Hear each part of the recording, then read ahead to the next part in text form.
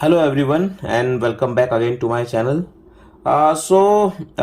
Today I am here to just show you one very interesting case that may not be very common for every one of us. This patient was actually admitted under me for diabetic kidney disease, and he was having diabetes since very long. Now suddenly during the round, this patient told me that sir, I sweat profusely from my head and face, scalp, lip region, ear region, etc. while I am having my food always.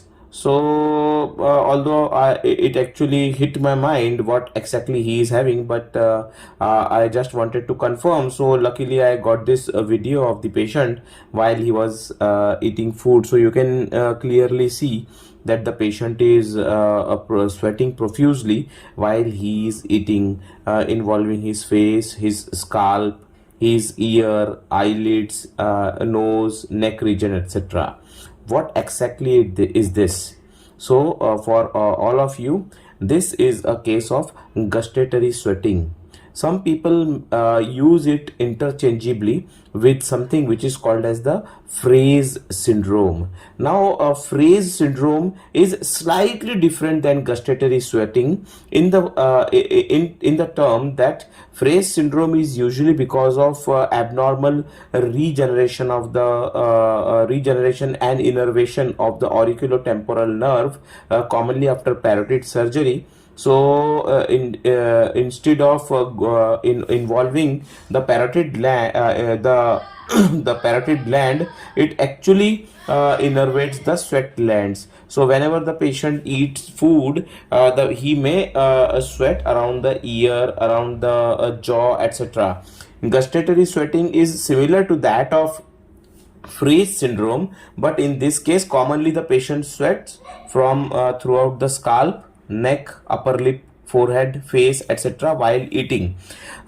In many cases, diabetes mellitus has been found to be associated as one of the commonest factors causing bilateral gustatory sweating, both involving both sides of the face. So what happens, it is also not uncommon to for patients to come to you with such kind of symptoms. So after watching this video, probably many of you might recall that one of your patients had such kind of symptom, but it is always good that we keep on learning. So what happens, this gustatory sweating many times may not be bothering for the patient, but many times it causes problem in the form that it looks bad to the patients while they are eating, that they are sweating so profusely, and involving the face, involving the cheek, involving the forehead, etc.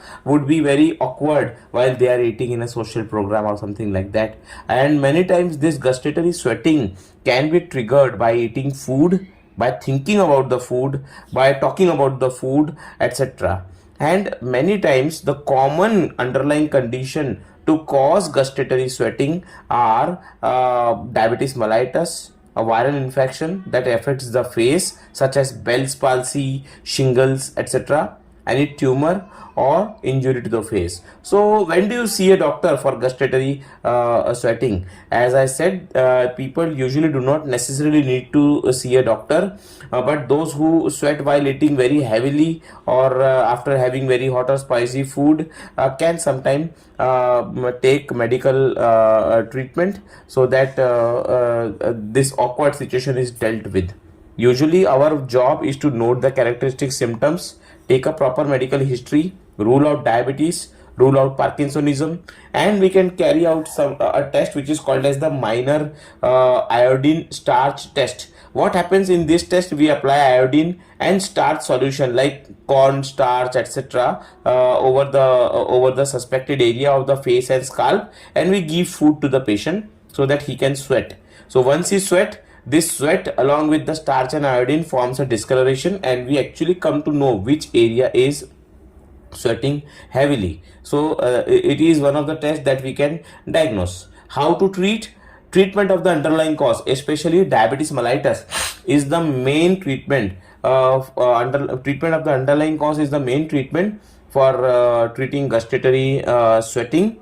But remember, if at all it is not healing or it is not getting treated, then botulinum toxin type A is commonly used for the treatment of gustatory sweating. But remember, gustatory sweating will involve a larger part of the scalp, the face, etc. So injecting so much of the botulinum toxin would be tough for the doctor. Hence, botulinum toxin type A is commonly used to treat Frey syndrome, although it is a temporary treatment. It may not treat the disease or the problem permanently, but the patient may need to take repeat injections after 9 to 12 months of the initial treatment.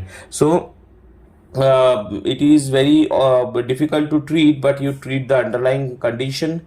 You try to give this botulinum toxin to the patient and see whether they are actually responding to the treatment or not. But remember, gustatory sweating is a harmless condition. Some people may find that they can deal with the symptoms with no need for medical intervention, and sometimes it may be essential to take medical treatment if they are profusely sweating in social gatherings and all. So this was a short case, although uncommon, but now you will not miss, I hope, whenever you get such patient of gustatory sweating. Thank you so much for your kind attention.